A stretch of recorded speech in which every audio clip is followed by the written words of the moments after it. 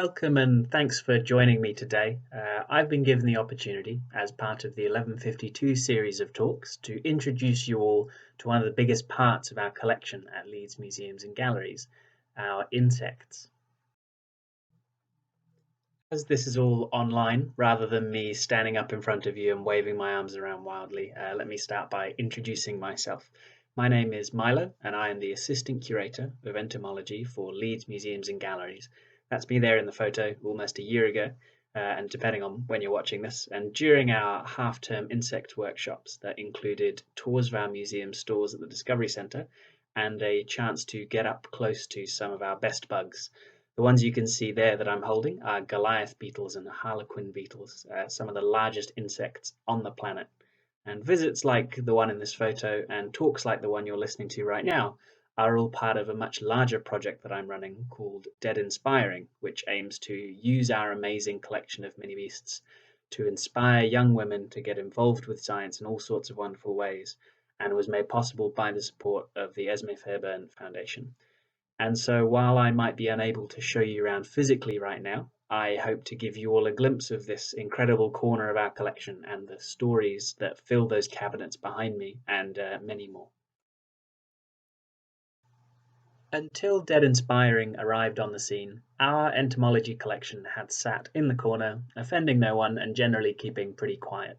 How it grew into its current form is a story in itself and perhaps one for another day, but to give you an idea, it spans almost 100 cabinets, totaling around 1,500 drawers, with each drawer holding anywhere from 1 to well over 100 individual specimens, which leaves us with hundreds of thousands of insects representing almost every continent on Earth, and with collection dates reaching as far back as the 1800s, almost 200 years ago. So I think it's safe to describe what we have here as a veritable cave of wonders when it comes to exploring all the stories that so many little and sometimes rather large critters have to tell us. Stories about the insects themselves and the detailed scientific data contained within their collection notes. Stories we're able to piece together about the people that made this collection what it is today, and stories that hold important and valuable lessons for all of us about the world we live in. And the best part, the part that really makes me love this job, is that we are only now beginning to properly explore and uncover these stories. So today I'm going to briefly share a few of them with you. One of the more recent additions is the research collection of Dr. Steve Compton from the University of Leeds, who I was fortunate enough to learn from during my studies there.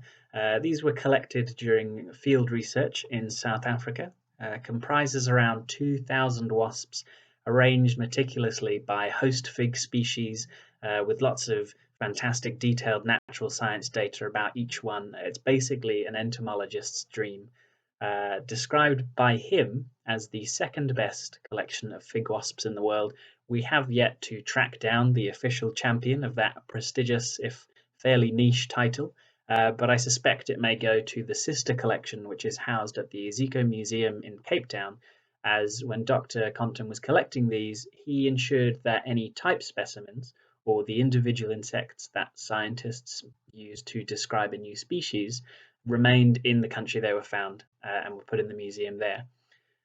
The one thing we're always asked when it comes to fig wasps when I bring these out for visitors is that what makes figs crunchy? And I can assure you that the answer is almost always no.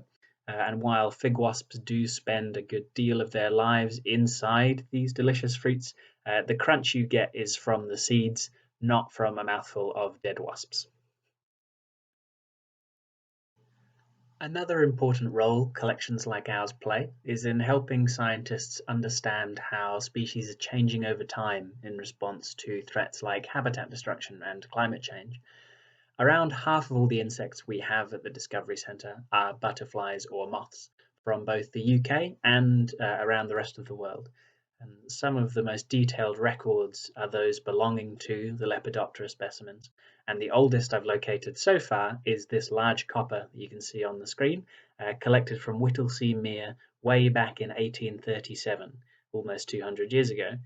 You might know Whittlesea Mere in Cambridgeshire as the Lost Lake, or one of England's last great meres. It was 3,000 acres of natural fenland that was drained for agricultural use, but subsidence followed shortly after.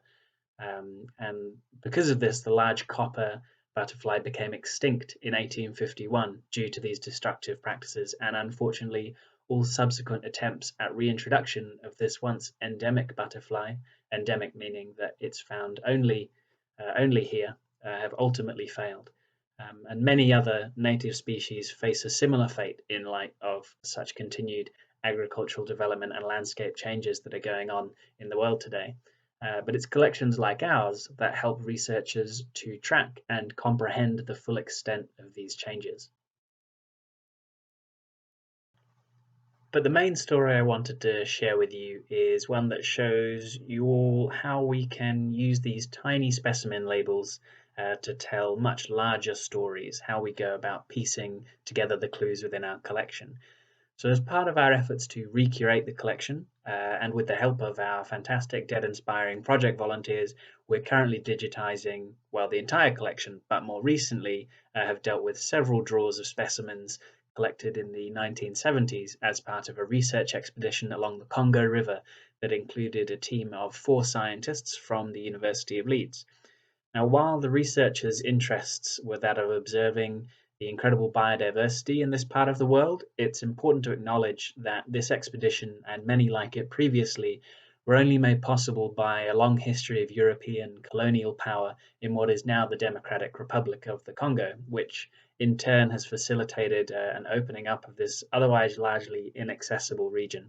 And understanding and unpicking this expedition, its history, and its implications is something we're still doing, and it deserves far more time and attention than can be given in this short talk.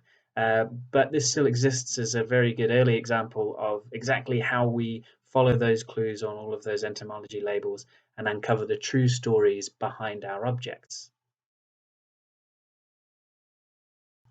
While we know that the larger expedition followed the entire length of the Congo River, what's shown on this map is the portion that I've been able to piece together so far. So we have specimens collected from at least 6 study sites at various points of the journey, and the labels themselves can give a uniquely human insight to the circumstances of their collection and the people involved with them. This wasp was one of the earliest collections on the trip we found so far. In early October, this impressive insect was found dragging a caterpillar across a sandy track nearby. The unlucky caterpillar victim, it also seems, was preserved in alcohol as part of the collection. This carpenter bee was also collected in October in a slightly more upbeat manner. The detail is wonderful, describing the path through the palms and crop plantations to the village, and even goes as far as to tell us that this particular bee was taken from a lautoka blossom in the sunshine at 11 o'clock in the morning. Some days we see that they clearly weren't feeling up to giving us much of a hint at all, as in the case of this butterfly and a rather succinct label. And on one particularly fateful day in late December, we see a departure from the careful composition and poetry of Morning Sunshine, as Dr. Sutton hastily scrawls that this particular not so many beast was attracted to a nearby lamp, following which I can only assume were several slightly darker evenings in the lead up to Christmas, trying to avoid this happening again. Finally, on Boxing Day, we see a return to the descriptions with this critter collected in primary deciduous rainforest as it was hovering around some old food in the camp in the deep shade of an early morning. And this is really just a glimpse of the process. We go through these labels, we piece together the dates and the locations and all the information we can glean from them to get a better idea of the circumstances around their collection. And I hope it gives you a better idea of how these clues help us really bring the collection to life.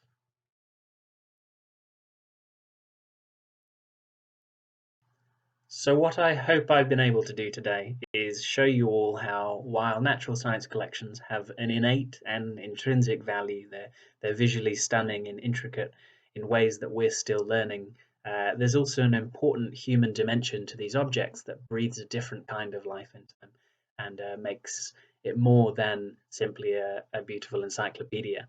And even today, we're still learning all the ways that some of the smallest creatures on our planet are bringing about some of the largest changes in ways that impact all of us. And learning about all of these things is something that everyone can enjoy and get involved with. Natural science really is a science for everybody. And to borrow a quote that I recently heard from a talk by renowned marine biologist Dr. Sylvia Earle, a picture is worth 1,000 words. And I've shown you a lot of pictures today, but an experience must be worth at least 1,000 pictures. And I hope that while I can't show you around our stores or welcome you into our museums right now, that when we are once again able to do that, that everyone takes the opportunity to explore these stories and our collections for yourselves.